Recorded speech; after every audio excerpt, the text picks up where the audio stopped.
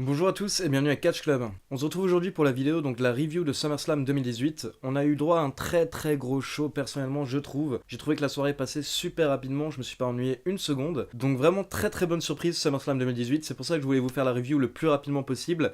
J'hésitais même à faire un live, mais bon pour le moment je maîtrise pas encore totalement les lives, donc on va attendre encore quelques semaines avant le premier live. Mais je vais mettre ça en place très prochainement pour pouvoir vous faire des reviews live et aussi faire des lives avant les pay-per-view, en fait un petit peu mon propre kick-off Catch Club pour bien démarrer la soirée avant chaque pay-per-view. Je pense que ça peut être sympa. Donc d'abord pour tous ceux qui n'étaient pas là ce week-end, sachez que le nouvel épisode des 5 news WWE de la semaine est sorti, donc c'est l'épisode numéro 6, où on parle notamment du retour de Rey Mysterio ainsi que de Big Show, et on revient sur le futur de Enzo Amore et Big Cass, ainsi que la blessure de Jason Jordan et plusieurs autres nouvelles. Donc n'hésitez pas à checker cette vidéo, et dimanche j'ai aussi posté la FAQ, donc la foire aux questions, où je réponds aux questions que vous m'avez laissées sur Twitter et sur YouTube principalement. Donc comme je vous l'avais dit, il y avait plus de 400 questions, donc j'ai fait une sélection d'une quarantaine auxquelles j'ai répondu lors de cette vidéo qui dure 1 heure. Donc je vous parle un petit peu de moi, mais je vous parle principalement de catch, de la WWE, de la New Japan. Je vous donne mes matchs préférés, mes pay-per-view préférés, et je donne mon avis sur plein de catcheurs différents comme Roman Reigns, Brock Lesnar, The Miz, Elias et encore plein d'autres sujets. Beaucoup d'abonnés sur Twitter ou sur YouTube m'ont dit que la vidéo était assez cool et que l'heure passait vraiment rapidement, donc ça me fait plaisir, merci à tous. Donc n'hésitez pas à faire un tour sur la chaîne et checker la FAQ. Je vous mets le lien de la vidéo aussi juste au-dessus de l'écran et comme d'habitude dans la description de la vidéo. Voilà, on va passer à la review, mais d'abord comme d'habitude n'oubliez pas de liker la vidéo pour soutenir Catch Club. Voilà, en ce moment on arrive souvent à atteindre les 1000 likes par vidéo, donc je compte sur vous pour atteindre les 1000 likes et peut-être même exploser le record. Et pour ceux qui n'ont pas encore fait, n'hésitez pas à vous abonner à la chaîne et à cliquer sur la petite cloche pour être informé de la sortie de toutes les prochaines vidéos de la chaîne. Allez, c'est parti pour la review, on va même parler rapidement du kick-off, juste pour citer les résultats du match au cas où certaines personnes n'ont pas eu la chance de voir le kick-off, à savoir qu'il est toujours diffusé gratuitement sur YouTube pour info. Donc dans le kick-off, on a eu 3 matchs, on commence d'abord avec Andrade Cien Almas et Zelina Vega contre Rusev et Lana. Donc honnêtement c'était un match mix assez rapide, il n'y a pas eu grand chose de notable durant le match, mais ce qui est cool c'est que le but c'était de mettre en avant Cien Almas et Zelina Vega qui viennent d'arriver à SmackDown. Il faut les établir petit à petit dans le roster et leur donner de la confiance. Donc voilà, je pense qu'il fallait une victoire pour le nouveau duo mexicain de la WWE et qu'au final Rusev va pas tellement souffrir dans le sens où il est tellement over de toute manière à SmackDown qu'actuellement ça va, je pense qu'il peut s'en remettre assez rapidement. Maintenant quand même Rusev, ça fait plusieurs fois que je le dis dans différentes vidéos, faudrait penser un moment à l'utiliser un petit peu plus sérieusement, à essayer de le placer dans une rivalité pour un titre et jouer sur sa notoriété en fait et sur sa popularité, parce que le gars était le chouchou de la foule il y a quelques mois vers la période de WrestleMania et honnêtement ça a tellement baissé en fait depuis l'engouement autour de Rusev que je trouve ça un petit peu dommage. Quand on a un catcheur qui naturellement devient aussi over et aussi populaire, faut en profiter je veux dire, donc c'est un petit peu dommage d'avoir laissé Rusev un peu sur le côté je trouve. Maintenant Almas, j'ai hâte de voir la suite pour lui, ce gars est bourré de talent et en plus il est assez charismatique, donc s'il peut montrer ça à SmackDown, honnêtement je pense que ça va devenir une très grosse star. Donc après on a eu le match pour le titre Cruiserweight entre Cedric Alexander et Drew Gulak. À la base ce match devait être dans la carte principale mais au final il a été déplacé au kick-off. Personnellement j'ai beaucoup apprécié le match, il pouvait pas non plus tout lâcher en fait parce que justement c'est le kick-off, donc les gars doivent y aller tout doucement sachant qu'il y a encore une dizaine de matchs par la suite, donc on n'a pas le droit à des très grands matchs Cruiserweight et c'est ça qui est un petit peu dommage justement quand ils sont dans le kick-off, mais les gars sont quand même donnés pas mal, on a eu des belles prises, des beaux enchaînements, et à la fin une victoire de Cedric Alexander qui est un petit peu en fait la tête d'affiche maintenant de 205 Live. La WWE l'a clairement choisi en fait pour être l'emblème du show actuellement. Donc bon, moi ça me dérange pas, c'est un catcheur ultra talentueux. Maintenant j'aurais bien aimé en fait quand même voir Gulak avec le titre, dans le sens où ça irait vraiment bien avec son personnage de moralisateur, qui est tout le temps là en train de faire la morale aux autres catcheurs et à leur expliquer comment ils devraient faire les choses. Justement ça aurait pu lui donner une belle crédibilité qu'avoir le titre, ne serait-ce que pendant 1 ou 2 mois, et après le perdre et lui donner un côté encore plus énervé et agressif derrière. Donc bon, peut-être que la rivalité n'est pas finie, on verra cette semaine à 205 Live. Et pour terminer, lors du kick-off, on a eu le droit au match pour le championnat par équipe de Raw, donc entre la B-Team et le Revival. Les Revival, honnêtement, c'est une équipe que moi personnellement je n'apprécie pas beaucoup, parce que je trouve qu'ils ont été surcotés. On disait que waouh, regarde, c'est la nouvelle équipe old school, on dirait une équipe des années 80 au niveau de la simplicité, de la psychologie, etc. Mais au final, je trouve que pas du tout. Je trouve que les gens sont un petit peu emballés sur l'équipe, que l'équipe est très correcte, mais au final, même ce qu'ils montraient à NXT, ça a jamais été non plus génial de là en faire des dieux par équipe. Ils sont encore au début de leur carrière, et du coup ce qui est dommage pour eux par contre, et là où je vais prendre leur défense, c'est que depuis qu'ils sont arrivés à Raw, ils ont littéralement eu aucune occasion. Ils n'ont pas l'occasion en fait de s'établir et de démontrer leur talent, et même de montrer en fait quoi que ce soit. Donc c'est difficile d'accrocher à The Revival. Moi je leur laisse encore le bénéfice du doute vu qu'il y a beaucoup de personnes qui me disent que c'est une très bonne équipe. Tout ce que je dis c'est que j'attends de voir. J'attends de voir pour le moment. Maintenant malheureusement la WWE n'a pas l'air de vraiment s'occuper des tag teams en ce moment. Il y a qu'à voir à Raw par exemple où on ne voit pas du tout de Revival, mais après quand on regarde du côté de SmackDown aussi par exemple, Gallows et Anderson, The Bar, c'est des équipes qui n'étaient même pas sur le show. Les Usos pareil. Donc voilà, moi je suis pas un scénariste, je sais pas comment régler la situation. Et par contre, faudrait essayer de trouver une solution pour essayer d'inclure un petit peu plus les équipes. Parce que c'est vraiment dommage d'avoir des équipes comme The Bar, Gallows et Anderson et les Usos et de ne pas les utiliser au final. Donc pour le championnat par équipe, c'est la B-Team qui a remporté le match sur un petit paquet et avec un petit coup de chance. Donc ça collait un petit peu justement au personnage de B-Team. Donc pour moi c'était cool, c'était divertissant, c'était inoffensif on va dire, ça fait de mal à personne. Et voilà, c'était pour terminer le kick-off sur une note positive et un petit peu comédique je pense. Maintenant on passe à la carte principale. Donc comme je vous l'ai dit honnêtement, SummerSlam, carte principale plus kick-off, ça fait 6 heures de show. Mais la soirée est vraiment vite passée et bien passée. Et en fait je pense que c'est aussi grâce à Twitter. Donc pour information, moi j'étais en live tweet hier soir durant SummerSlam. Pour ceux qui voudraient m'ajouter, donc mon pseudo c'est @lecatchclub. Et donc en fait il y avait des centaines de fans de catch qui étaient sur Twitter à ce moment-là, dont plusieurs des abonnés de Catch Club. Et du coup tout le monde tweetait pendant le show, on se répondait, on réagissait un petit peu aux surprises qu'il y a eu pendant le show. Et vraiment ça aidait en fait à faire passer la soirée. Donc merci à toutes les personnes qui étaient sur Twitter avec moi et qui ont tweeté en même temps. Parce que en fait ça nous a permis de partager l'expérience, donc c'était très cool. Et vraiment il y a eu tellement de moments étonnants ou alors de surprises je trouve hier soir qu'au final j'ai un petit peu regretté de pas avoir fait un live. Parce que je pense que vous m'auriez vu totalement partir en latte durant le show. J'ai bien aimé le fait qu'on soit surpris par la durée de certains matchs et par les changements de titre aussi. Donc directement la première surprise en fait de la soirée, c'est qu'on a commencé avec un très très gros match. Le match pour le titre intercontinental entre Dolph Ziggler et Seth Rollins. Donc honnêtement c'était une bonne surprise et ça signifiait que la WWE voulait vraiment lancer le show sur les chapeaux de roue et on va dire nous éblouir directement dès le début. Sachant qu'en fait beaucoup de catcheurs et beaucoup d'organisateurs le disent, souvent le second match le plus important du show en fait c'est l'opener, le premier match du show, parce que c'est celui-là qui va lancer la soirée. Donc si t'as un bon opener, logiquement tu vas avoir un bon show. Si t'as un mauvais opener, forcément la foule va avoir plus de mal à rentrer dans le show petit à petit. Donc là ils ont pas pris de risque, ils nous ont mis Ziggler et Rollins, sachant quand même que pour l'anecdote, Ziggler et Rollins lors de leur dernier combat ils étaient en main event de pay-per-view et ça s'était super mal passé pour ceux qui s'en souviennent à cause de l'horloge en fait qui apparaissait sur l'écran et qui faisait que le public s'en foutait totalement du match et suivait le décompte sur l'écran et comptait comme si c'était un Royal Rumble.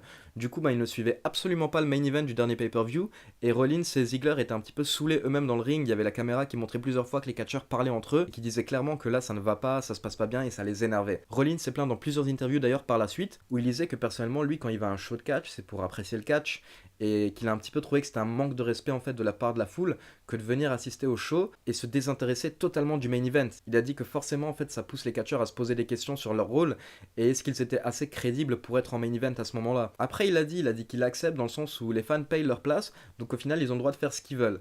Mais c'est vrai que c'est un petit peu dommage quand t'as deux grands talents lors d'un main event que totalement s'en foutre du match.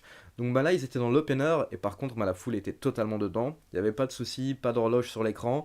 Donc là on était focus sur le match. Moi personnellement je m'attendais potentiellement à une trahison soit d'Ambrose soit de McIntyre comme j'en parlais sur Twitter. Au final on n'a pas eu de trahison, on a eu un match clean. Ambrose justement qui a défendu Rollins comme il le fallait et qui a empêché McIntyre d'intervenir pendant le match. Et donc Rollins qui remporte une nouvelle fois le titre intercontinental.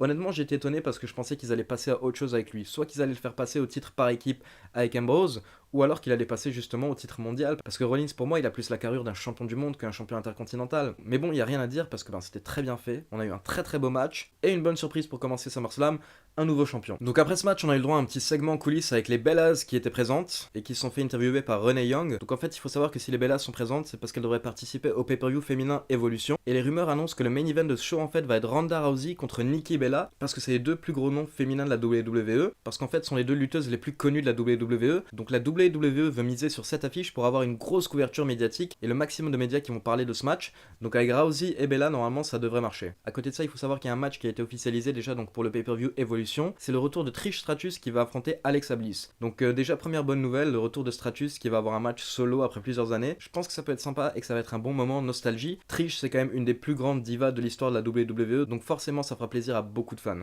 Donc second match de SummerSlam c'était les Bludgeon Brothers Harper et Rowan contre les New Day, et encore une fois en fait on n'a pas eu un mauvais match, et je pense que je dirais jamais ça ce soir parce qu'on n'a pas eu de mauvais match hier soir. Il n'y avait aucun match qui était mauvais.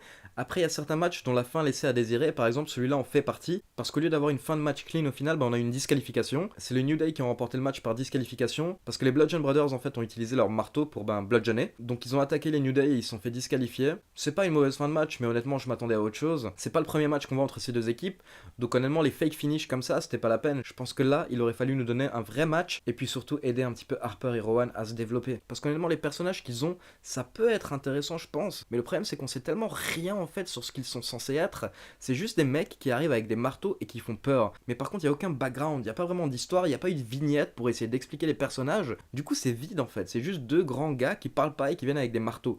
C'est cool pendant un mois, c'est cool pendant 2 mois, mais forcément au bout d'un moment en fait c'est répétitif et redondant. Donc vraiment la division par équipe, surtout du côté de de SmackDown, faut faire quelque chose, faut faire bouger ça, il y a des grosses équipes, mais il n'y a aucune histoire intéressante actuellement. C'est pas tout d'avoir des bons catcheurs et des bonnes équipes en fait, derrière, faut que les scénaristes assurent et nous écrivent de bonnes rivalités et un petit peu plus de profondeur dans les personnages. Moi je veux savoir qui c'est Harper, qui c'est Rowan, pourquoi ils ont ces marteaux, pourquoi ils ont ce look, pourquoi ils sont tout le temps vénères et qu'est-ce qu'ils veulent au final apparaître champion. S'ils sont juste là pour exploser tout le monde et fermer leur gueule, au bout d'un moment en fait ça va être chiant. Et juste pour souligner un gros spot qui vient de me venir à l'esprit, Xavier Woods qui a tenté sa descente du coude habituelle qu'il fait dans le ring, mais vers l'extérieur du ring. Chapeau Xavier Woods. Encore une fois, ça c'est un beau bump, c'est un bump que tu peux voir que à SummerSlam. Mais bon, en tout cas, le bon signe, c'est qu'Harper et Rowan n'ont pas explosé les New Day facilement, comme justement ils ont l'habitude de le faire avec d'autres équipes. Là, ils ont dû gagner par disqualification, donc ça veut dire qu'en fait, ils n'arrivaient pas à les battre proprement et ils ont été un petit peu frustrés. Donc ça veut dire que c'est sûrement pas la fin de la rivalité, on va avoir le droit à d'autres matchs et les prochains matchs devraient être forcément mieux. Alors là, on va passer au premier moment what the fuck de la soirée. Un moment en fait où j'ai pas compris ce qui se passait du tout. Donc voilà, parfois on a beau faire des pronostics, on a beau imaginer tous les scénarios possibles, la WWE va quand même nous surprendre malgré tout. Et justement, c'est quelque chose que j'ai précisé dans les commentaires. En fait, moi personnellement, quand je fais les pronos, j'espère que derrière je vais me tromper. Mon but c'est vraiment pas du tout d'avoir juste, mon but c'est de me tromper un maximum. Parce que si j'ai juste, ça veut dire que le show en fait c'était trop évident ce que la WWE allait faire et que du coup il n'y avait pas de surprise. Moi quand je regarde un show, ce que je veux c'est être surpris. Je veux me tromper sur mes pronos et je veux que la WWE arrive à me surprendre un maximum. Et donc pour revenir à cette première très grosse surprise du show, donc c'est le troisième match entre Braun Strowman et Kevin Owens. C'était un match pour la mallette Money in the Bank. Et honnêtement, je m'attendais à un match, on va dire, pas forcément très long, mais plutôt dans les 5-10 minutes. Parce que Kevin Owens, quand même, c'est un heavyweight. Kevin Owens, c'est un poids lourd, donc il devrait avoir une certaine crédibilité. Après, en soi, quand on y réfléchit, ces dernières semaines, il se faisait littéralement exploser chaque semaine par Braun Strowman. Braun Strowman qui courait autour du ring et à chaque fois qu'il donnait ce coup d'épaule, qui faisait voler Kevin Owens, qui vend tellement bien les prises pour Braun Strowman, c'est là où Owens il est fort et qui fait tellement bien son travail en fait. C'est que ben là, son travail, c'est de faire paraître Braun Strowman comme un géant et il l'a très bien fait durant la rivalité. Maintenant, je m'attendais pas à un match aussi court. Donc là, je suis sur un site qui donne les temps approximatifs des matchs de hier soir. Le match entre Braun Strowman et Kevin Owens a duré 1 minute 50. Honnêtement, j'étais vraiment sous le choc, je m'attendais pas à un match aussi court.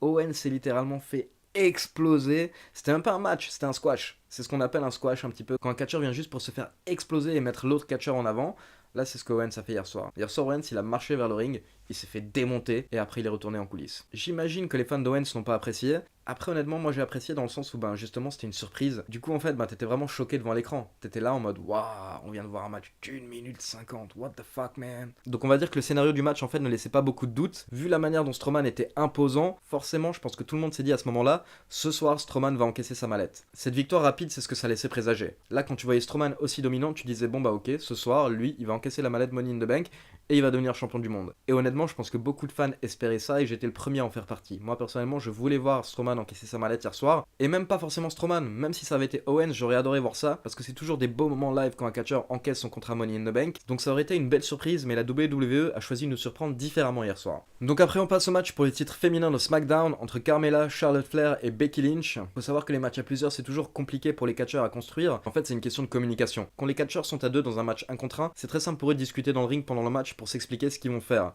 Mais par contre quand il y a 3 personnes ou plus, forcément ça devient beaucoup plus compliqué, et du coup c'est toujours très compliqué de construire un match à 3, et là chapeau, parce que vraiment on a eu un très beau match à 3 je trouve de la part des lutteuses. Il n'y avait pas de temps mort, il y avait tout le temps quelque chose qui se passait. Quand t'avais une catcheuse qui était par terre, bah t'avais les deux autres qui étaient en train de se battre, et il y avait de l'action non-stop, sans arrêt, et voilà juste un petit message pour les personnes qui critiquent Carmella, parce qu'il y en avait aussi pas mal hier soir sur Twitter qui comprenaient pas forcément pourquoi j'étais fan de Carmella, mais après honnêtement moi j'avais aussi l'impression de ressentir un manque d'objectivité chez beaucoup de personnes qui détestent Carmella, parce qu'en fait ils comprennent pas qu'ils détestent le personnage Carmella. Ce qui est normal justement parce que ça veut dire que ma Carmella joue parfaitement son rôle, elle fait très bien la peste, et ça tape sur les nerfs des fans. Mais si on essaie d'être d'un point de vue objectif à un moment et qu'on juge juste la qualité du travail de Carmella, alors j'aimerais qu'on me dise qu'est-ce qu'elle fait de mal. Elle joue hyper bien son rôle de peste. Alors oui, c'est énervant, c'est détestable, mais c'est une méchante, donc c'est son but en fait, c'est son rôle. Donc si vous la détestez par rapport au fait que c'est une peste, bah, ça veut dire en fait elle fait très bien son travail. Donc à ce moment-là, non, elle est pas mauvaise, elle est juste parfaite. Et à côté de ça, dans le ring, j'aimerais juste qu'une personne me dise par exemple qu'est-ce qu'elle a fait de mal hier soir pendant son match. Je veux dire là, donc elle est dans un match à 3, comme je vous l'ai expliqué, c'est compliqué les matchs à 3, et à côté de ça, elle est avec Charlotte et Becky qui sont deux des meilleures lutteuses de la fédération. Est-ce qu'il y avait un moment où elle avait pas l'air à sa place? Non, pas du tout. Elle était crédible, elle appartenait au match. Donc voilà, moi je suis d'accord pour qu'on critique les catcheurs parfois, ça y a pas de souci. Mais après il faut essayer d'être objectif. On peut pas juste la détester en fait parce qu'elle joue bien son rôle. Ou alors à ce moment-là on déteste le personnage, ce que j'accepte, mais qu'on vient pas me dire que Carmella est une mauvaise lutteuse et une mauvaise catcheuse et qu'elle est pourrie, etc. Parce que non, ça c'est juste pas vrai en fait. Carmella joue très très bien son rôle. Donc dans ce match, on a eu 2 surprises. D'abord un changement de titre avec Charlotte qui a remporté la victoire et qui devient nouvelle championne de SmackDown. Grosse année pour Charlotte au niveau des gros shows. Elle a battu Asuka à WrestleMania 34 et là elle remporte le titre lors de SummerSlam 2018. Mais le meilleur moment est arrivé après le match. Et à côté de ça, en fait, de nouveau, c'était un petit peu un what the fuck moment. Parce que Carmella perd le titre, donc justement, on la voit partir en pleurant, elle est dégoûtée, encore une fois, elle joue très bien son rôle. Et là, t'as Becky Lynch, la bonne amie, qui va prendre Charlotte dans les bras pour la féliciter. Ben oui, viens là, je suis super content, tu m'as volé ma place, tu t'es rajouté dans le match, et en plus, tu viens de remporter le titre que je veux. Et donc là, on a eu un beau moment d'amitié, en fait, c'est tellement beau de voir 2 catcheuses qui s'apprécient tellement. Et là, bim! Pas du tout en fait. Là, on a eu un moment magnifique avec le heel turn de Becky Lynch qui a mis une baffe énorme à Charlotte Flair et qui après s'est déchaîné sur elle. Et honnêtement, moi j'ai adoré ce moment. Et je suis pas le seul parce qu'honnêtement, la foule a popé de malade en fait pendant cet angle. Ce qui fait qu'au final, justement, beaucoup de fans se sont posé des questions. Parce que quand un lutteur effectue un heel turn, il est censé être hué. Mais là, toute la foule était du côté de Becky Lynch, ce qui pousse à croire en fait que clairement la WWE a fait un mauvais choix encore une fois. Dans le sens où c'est Charlotte Flair dans cette histoire qui aurait dû faire le heel turn et devenir la méchante. Et Becky Lynch qui devrait rester la babyface. La foule a clairement envie d'être derrière Becky Lynch et contre Charlotte. Donc c'est dommage encore une fois de voir la WWE qui clairement fait le mauvais choix, mais elle peut encore rattraper ça. Elle peut peut-être rattraper ça à SmackDown et faire passer Charlotte pour la méchante reine en fait qui vient de se faire trahir et qui devient heel. Et à côté de ça, justement, Becky qui explique que c'était une frustration et qu'elle s'est énervée. Et les fans pourraient l'excuser, je pense, et l'accepter en tant que babyface. Donc vraiment là, ça dépend, faut voir ce que la WWE va faire. Mais c'est ce que les fans disaient pour la première fois hier soir. En fait, ce qu'on a vu, c'était plus ou moins un heel et face turn en même temps. Donc moi, j'appelle ça un heel turn, un face heel turn, un heel turn. C'est une situation assez compliquée. Parce qu'honnêtement, Becky Lynch, moi, je la vois pas en fait en heel. Surtout avec la réaction qu'elle a eue hier soir. Non, la foule veut être derrière elle. Donc en fait, il faut qu'elle soit face, mais agressive. Quand on l'a vu s'énerver contre Charlotte, par contre, et s'acharner sur elle, là, on a vu une espèce de dark Becky. Et ça, je trouve ça bien, mais ça veut pas dire qu'elle doit être méchante, ça veut juste dire qu'elle doit être plus agressive en fait maintenant. Mais en tout cas, ça lance totalement la rivalité entre Charlotte et Becky, et justement quand je parlais de nouvelles rivalités intéressantes qu'il faut construire pour le pay-per-view Evolution, là je pense qu'une des meilleures est lancée, et qu'on va avoir le droit à un beau match Becky Lynch contre Charlotte lors de Evolution. Donc après on passe au 5ème match, c'était le match entre AJ Styles et Samoa Joe pour le titre de la WWE, et moi j'attendais beaucoup de ce match parce que je suis un énorme fan de Samoa Joe et de AJ Styles, et en fait ces deux gars-là n'ont aucune excuse pour nous proposer de mauvais matchs, parce que c'est de très très bons catcheurs qui se connaissent depuis plus de 10 ans et qui ont eu des dizaines de matchs en fait l'un contre l'autre. Donc si Styles et Joe n'arrivent pas à avoir une bonne rivalité, je vois pas qui peut avoir une bonne rivalité en fait. Donc j'ai beaucoup d'attentes en fait par rapport à cette rivalité, et j'espère qu'on va avoir de très très gros matchs. Et à côté de ça, si possible, qu'on essaye d'éviter en fait d'inclure la famille d'AJ Styles, parce que moi personnellement j'en ai rien à faire en fait de la famille des catcheurs, donc j'aime pas trop quand on les mêle à l'affaire. Qu'est-ce que j'en ai à faire au final s'il y a des embrouilles entre AJ Styles et sa femme? Personnellement, je m'en fous totalement. Je veux dire, il y a plein de couples qui s'embrouillent, mais j'en ai rien à faire et je trouve pas en fait que ce soit un motif assez important pour créer une rivalité. Là, le dernier segment à SmackDown par exemple où Joe lit la lettre pour AJ Styles, honnêtement, moi j'ai pas kiffé parce que vraiment ça m'intéresse pas du tout. Donc je comprends pas en fait le but de ramener les femmes et les enfants dans les rivalités. Je vois bien que c'est pour ramener un petit côté personnel en fait pour que la rivalité soit encore plus importante.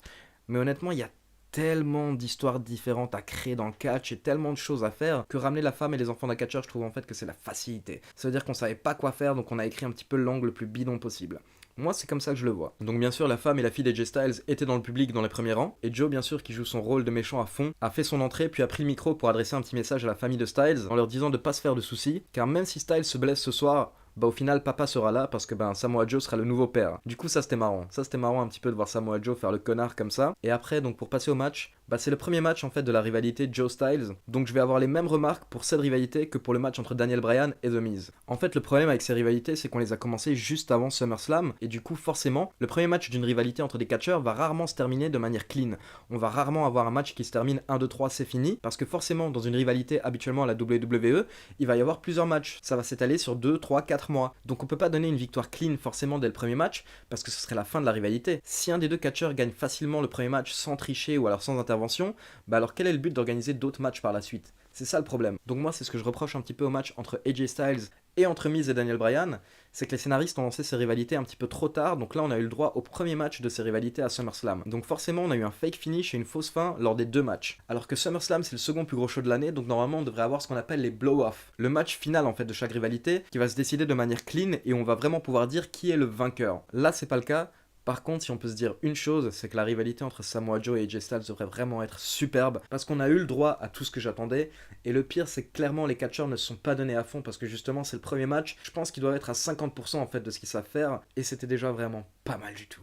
On avait ce côté stiff où les gars ont pas hésité à se mettre des coups très très violents, On avait de belles prises, on avait du high fly, on a vraiment tout ce que ces deux catcheurs savent faire. Et au final, en fait, si on y réfléchit, ces deux catcheurs savent tout faire. Donc en plus, je pense que les matchs vont vraiment devenir géniaux les uns après les autres. Là, le premier était vraiment très bon.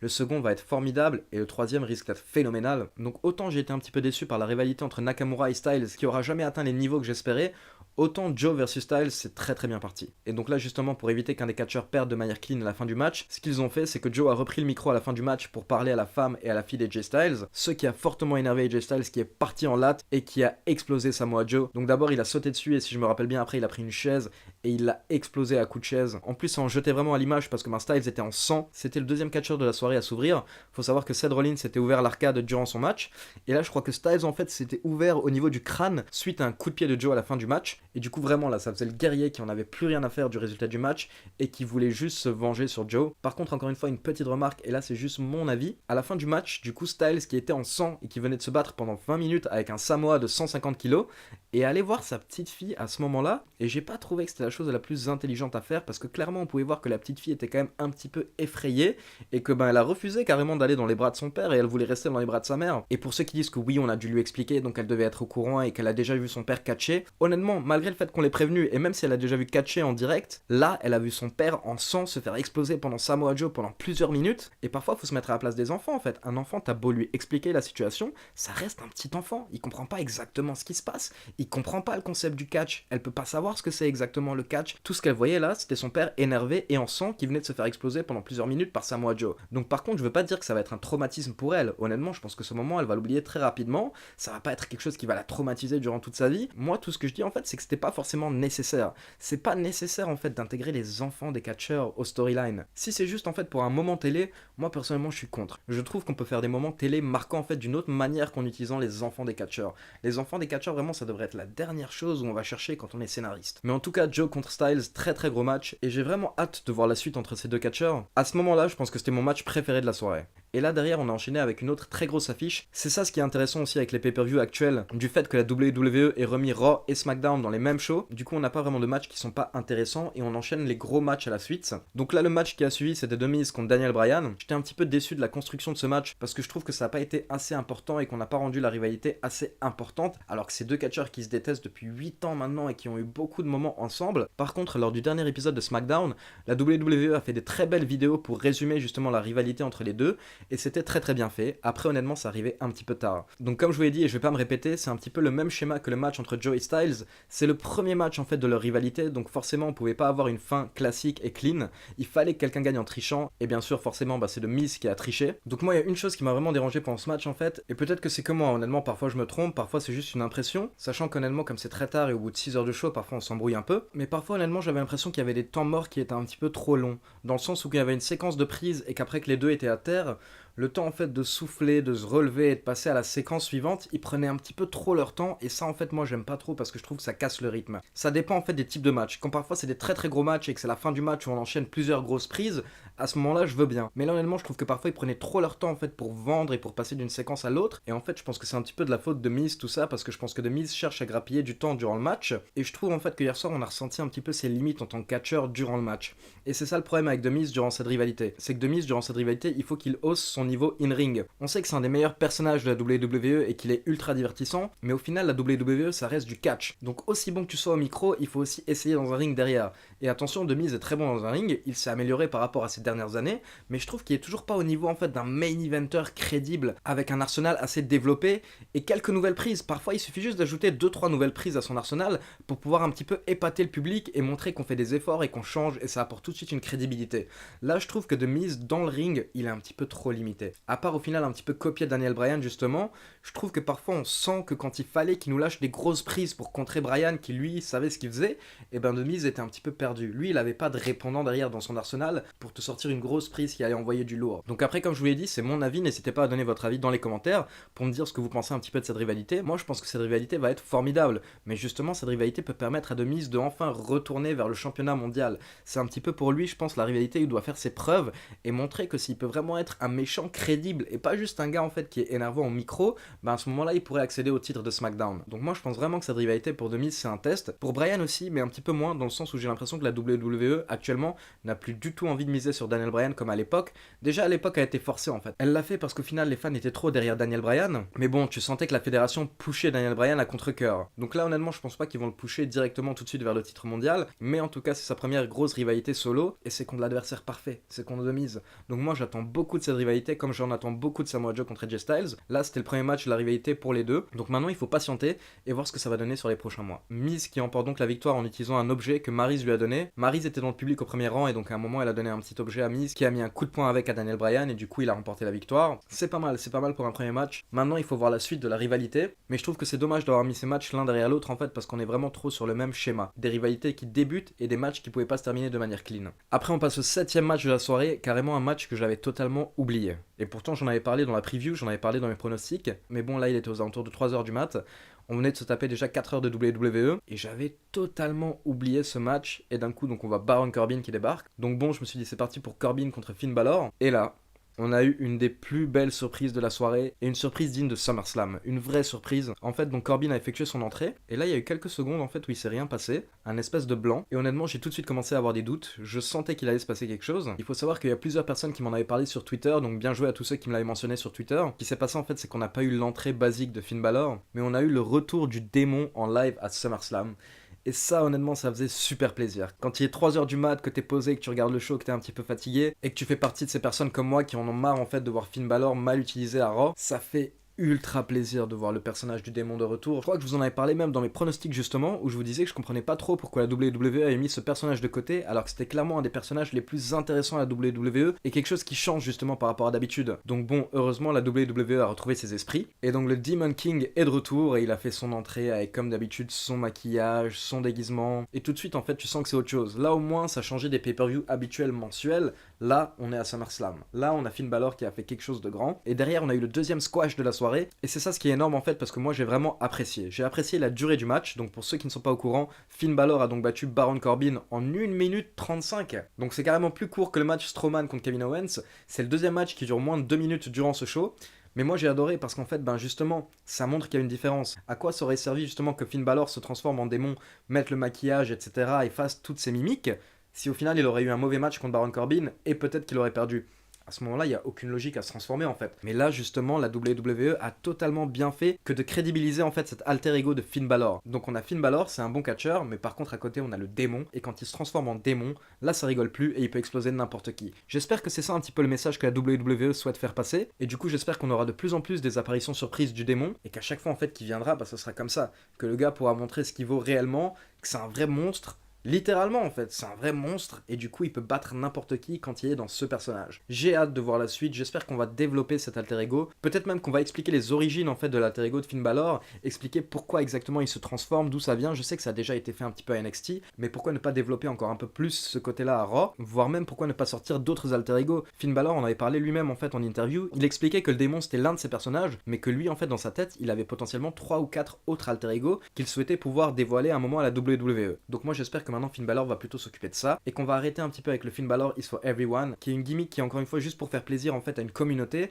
donc ça c'est pas intéressant, ça c'est pas du catch. Par contre le démon Finn Balor, ça c'est du catch, donc c'est ça ce qu'on veut voir, donc s'il vous plaît la WWE donnez-nous ça. Donc là déjà on peut remarquer qu'il y a quand même pas mal de choses assez surprenantes durant le show, le fait que par exemple on ait 2 matchs qui aient duré moins de 2 minutes avec Corbin contre Balor et avec Owens contre Strowman, à côté de ça par exemple cette apparition surprise du démon, et c'est pas terminé honnêtement, il y a eu d'autres moments qui étaient assez choquants, des SummerSlam moments comme on va dire, et justement il y en a eu un dans le prochain match, donc c'était le 8ème match de la carte principale entre Shinsuke Nakamura et Jeff Hardy, match pour le championnat des États-Unis, et donc déjà première remarque, moi l'expression faciale en fait de Nakamura me fait exploser de rire parce qu'elle est parfaite. Il joue tellement bien avec son visage, avec ses expressions, que parfois il est vraiment à mourir de rire. Là justement au début du match, il faisait un petit peu ses trucs habituels où il essayait d'impressionner Jeff Hardy avec son common, etc.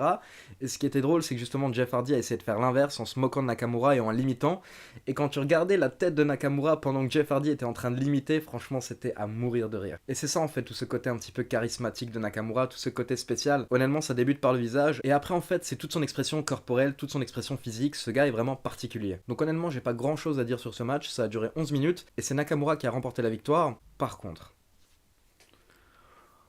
on a vu le bump le plus fou de la soirée et un des bumps les plus fous que j'ai vu ces derniers mois à la WWE.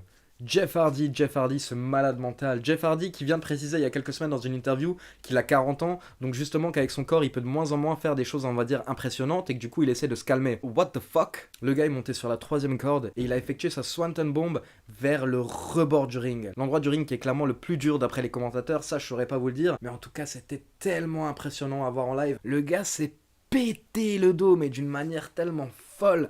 Donc vraiment respect à Jeff Hardy parce que quand tu fais ça, tu le fais pas pour te faire plaisir à toi. Tu le fais vraiment que pour une raison, c'est pour les fans. Tu le fais pour les fans, tu le fais pour le spectacle et tu le fais parce que c'est SummerSlam. Et je pense qu'il y a personne qui avait compris à quel point c'était SummerSlam que Jeff Hardy. C'est celui qui a mis son corps sur la ligne hier soir. Donc vraiment bravo à Jeff Hardy. Un autre bump comme ça qui m'avait marqué durant la soirée, c'est le chokeslam aussi de Braun Strowman sur Kevin Owens. Strowman à un moment donc a fait un chokeslam sur Kevin Owens, en fait sur la rampe d'arrivée des catcheurs, donc la rampe qui est en métal. Et honnêtement ça avait l'air d'être assez violent aussi parce que bon c'est du métal. T'as beau essayer de truquer on va dire un petit peu le bump, pour la peine en tout cas visuellement c'était très violent. Mais bon, Jeff Hardy c'était n'importe quoi. Jeff Hardy c'était n'importe quoi. Après justement c'est réfléchi dans le sens où ça c'est pas un bump qu'il va faire fréquemment. Donc c'est intelligent de le placer à SummerSlam qui est le 2e plus grand show de l'année. Là ça valait le coup. Donc voilà, bravo à Jeff Hardy. On va dire que ce spot vraiment c'était un des spots de la soirée et quelque chose clairement qui a marqué toutes les personnes qui ont regardé le show. Donc maintenant on passe au match pour les titres féminins de Raw entre Ronda Rousey et Alexa Bliss. Donc petit détail sympa, Natalya qui a fait son entrée avant le match en portant la veste de son père pour lui rendre un hommage.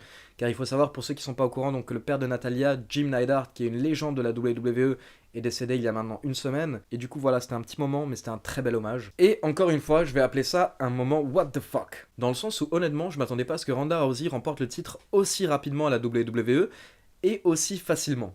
Je pensais qu'il allait y avoir une intervention extérieure ou alors que Alexa Bliss allait essayer de tricher. Mais au final, non. La WWE a choisi la route logique en fait. Et je suis totalement d'accord avec le message qu'elle essaie de faire passer, parce que c'est le message que la fédération essaie de faire passer depuis le début de Ronda Rousey, et c'est le message qui se rapproche le plus de la vérité. Ronda Rousey, c'est un monstre. Elle est clairement beaucoup plus forte que n'importe quelle catcheuse de la WWE, et pour moi, elle devait être établie justement largement au-dessus de toutes ces catcheuses. Et au final, c'est exactement ce que la WWE a fait. Ils n'ont pas cherché à ajouter des interventions ou de la tricherie. Ronda Rousey est arrivée, elle était énervée comme jamais lors de son entrée, elle rigolait pas, elle marchait très rapidement vers le ring, et elle a explosé Alexa Bliss pour devenir la nouvelle championne de Raw en 4 minutes. Donc encore une fois, on a eu un match très court à SummerSlam, et vraiment au final, moi personnellement, j'ai apprécié. J'ai apprécié ce changement de rythme entre les matchs, et ce côté inattendu. Personne ne s'attendait à avoir autant de matchs aussi courts. Donc vraiment, comme je vous l'ai dit, moi c'est ce que je demande. Quand je regarde la WWE, je m'attends à regarder un petit peu un film ou une série, et je demande à être surpris par le scénario.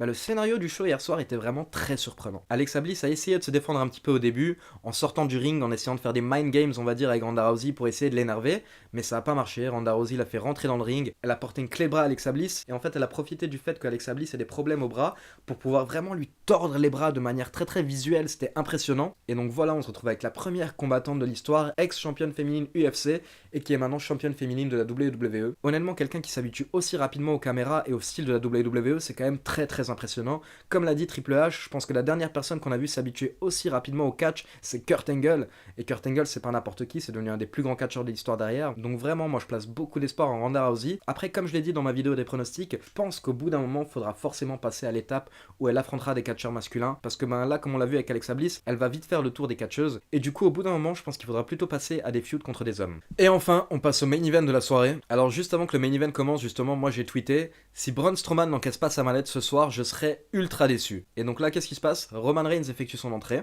Brock Lesnar effectue son entrée, et d'un coup, la musique de Braun Strowman retentit et Braun Strowman débarque sur le ring. Et donc là justement la WWE a cherché à être logique dans les storylines, dans le sens où Braun Strowman est un face, c'est un gentil garçon, donc il allait pas venir en traître en fait à la fin du match encaisser sa mallette. Donc là justement il a fait la chose bien, il est venu dès le départ avant le match, et il a expliqué à Lesnar et à Reigns que peu importe le vainqueur, lui il attendra aux abords du ring et il encaissera sa mallette à la fin du match. Donc là en fait il y a une excitation qui se met en place parce que forcément tu sais que tu vas avoir un second match derrière le main event, et tu sens que Strowman va devenir champion du monde. Donc vous voyez, quand souvent je parle de scénario, justement ça c'est un très bon scénario. Ça c'était super bien écrit, parce que là on était pris par le main event, et en fait les fans avaient totalement oublié le fait de huer Roman Reigns. Là tout le monde était concentré sur Strowman et ce qui allait se passer par la suite. Et ce qui était génial, c'est qu'au final en fait c'était ce qu'on appelle un swerve. Ça s'est pas du tout passé comme on pensait. Au final en fait Brock Lesnar a passé la plupart du match à être plus concentré sur Strowman à l'extérieur du ring que sur Reigns.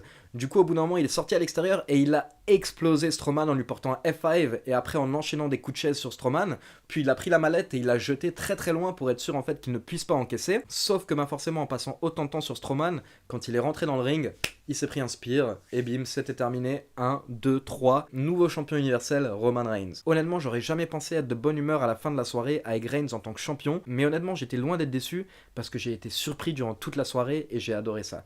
J'ai adoré le fait de ne pas savoir ce que la WWE allait faire, j'ai adoré toutes ces différentes surprises dignes de SummerSlam, et le scénario du match était tellement bien fait que, comme je vous l'ai dit, les gens au final étaient concentrés sur Strowman et ont oublié de huer Reigns. Du coup, en fait, la foule était limite du côté de Reigns quand il a remporté le championnat. Donc vraiment, c'était du très très beau travail de la part de la WWE et un très très beau SummerSlam. Ça faisait longtemps que je n'étais pas sorti d'un SummerSlam en ayant un sourire comme ça et en ayant la patate. J'avais limite envie de faire la review tout de suite à 5h du matin parce que j'étais trop chaud, trop surexcité par le show. Et ce qui est cool, c'est que maintenant il y a plein de questions qui se posent par rapport à ce show. Quelle va être la réaction de Braun Strowman et quand est-ce qu'il va finalement encaisser sa mallette?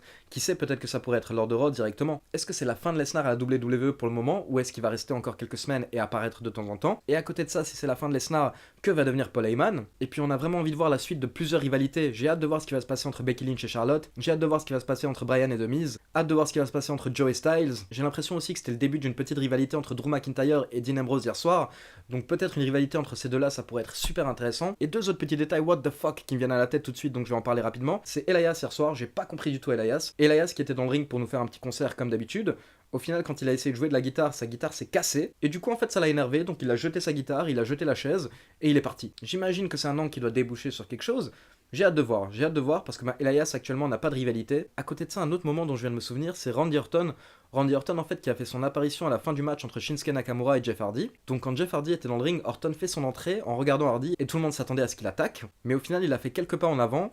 Il a changé d'avis, puis il est retourné en coulisses. What the fuck? Donc c'est des moments en fait à expliquer maintenant durant la semaine. J'aimerais bien comprendre ce qui s'est passé avec Elias et j'aimerais bien aussi comprendre ce qui se passe avec Randy Orton. Donc voilà pour la review de SummerSlam 2018. Honnêtement, c'était un très très gros show et j'ai vraiment hâte de voir Raw et SmackDown. Donc ça fait plaisir quand tu ressors d'un pay-per-view et que t'as hâte en fait de voir Raw et SmackDown. Ça veut dire que le pay-per-view était vraiment très très bon. Donc voilà, c'était vraiment un très très gros pay-per-view. Je vous le conseille pour ceux qui l'ont raté. Et donc maintenant on passe à Raw et SmackDown. J'avais juste une question. Je vous laisse un petit sondage juste là pour les personnes qui veulent répondre. En fait, il y a beaucoup de personnes dans les commentaires qui m'ont potentiellement demandé de faire des reviews de Raw et SmackDown chaque semaine, sachant que c'est des choses qui peuvent prendre beaucoup de temps et qu'il y a déjà d'autres youtubeurs qui le font. Je voulais savoir si ça pouvait vous intéresser que d'avoir une review de Raw et de SmackDown chaque semaine par Catch Club, parce que bon, moi-même je suis pas totalement convaincu de l'idée en fait. Je ne sais pas si vous les abonnés, après avoir regardé en fait le show déjà en entier, donc 3 heures pour Raw et 2 heures pour SmackDown, vous avez envie de m'entendre parler moi en fait de ces shows de nouveau après pendant 20 ou 30 minutes. Donc à vous de me dire si une review de Raw et SmackDown vous intéresserait. N'hésitez pas à répondre au sondage qui apparaît sur l'écran ou alors à me laisser votre réponse dans les commentaires, et je pense que je vais essayer de le faire au moins une fois prochainement pour voir ce que ça donne et si ça vous plaît au final. Voilà, c'est fini pour la review de SummerSlam 2018. Merci à tous d'avoir regardé la vidéo. N'oubliez pas de liker la vidéo si elle vous a plu. Et comme d'habitude, pour ceux qui ne l'ont pas encore fait, n'oubliez pas de vous abonner à la chaîne et de cliquer sur la petite cloche pour être informé de la sortie de toutes nos prochaines vidéos. Je vous invite encore une fois à faire un tour sur la FAQ qui est sortie donc dimanche dernier et où je réponds à toutes les questions que vous m'avez posées sur YouTube et Twitter.